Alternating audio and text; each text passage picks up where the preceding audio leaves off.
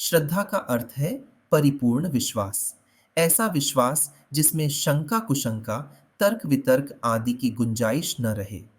प्रज्ञा का अर्थ है स्वविवेक, इतनी दृढ़ता जिसमें संकल्प ही मूर्तिमान हो सके, किसी से पूछने की गुंजाइश ही न रहे।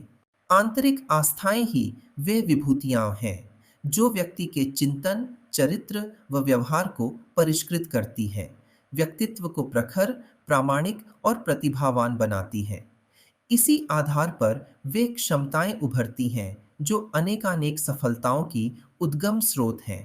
संत एकनाथ काशी से गंगा जल लेकर रामेश्वर की तीर्थ यात्रा पर निकले हुए थे।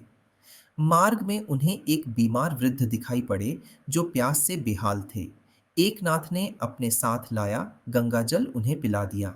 संत के साथी यह दृश्य देखकर उन पर बिगड़ पड़े कि अब उनकी तीर्थ यात्रा का उद्देश्य ही भ्रष्ट हो गया, क्योंकि गंगा जल तो मार्ग में ही समाप्त हो गया है। संत एकनाथ बोले, भाइयों, जरा ये तो देखो कि मैं कितना सौभाग्यशाली हूं कि स्वयं महादेव ने इस रूप में आकर मेरा अभिषेक स्वीकार किया। भक्त के लिए तो प्राणी प्राणी में प्रभु ही विराजमान है। एक संत भक्ति पर व्याख्यान दे रहे थे। प्रवचन सुन रहे श्रोता ने पूछा, महाराज, कोई ऐसा मार्ग नहीं है जिससे संसार भी न छोड़ना पड़े और मैं भगवान को भी पालूं। संत बोले, भक्ति तो छोड़ने का नहीं, पकड़ने का मार्ग है। संसार में रहते हुए अच्छी भावनाओं के साथ सुकर्म करो और अर्जित पुण्य परमात्मा का समझकर उन्हीं को अर्पित कर दो। अनासक्त कर्म अंतर मन में भक्ति और बहिर्मन में वैराग्य के रूप में फलता है।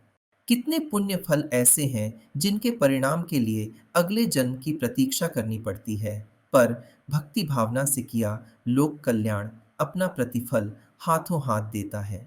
किसी दुखी के आंसू पोंछते समय असाधारण आत्मसंतोष होता है। यही सच्चे भक्त का जीवन पथ और आवश्यक कर्तव्य है। आंतरिक पवित्रता ही भक्ति का आधार है। अहंकार पूर्ण चित्त न तो भगवान को पुकार सकता है और न ही सच्चा भक्त बन सकता है।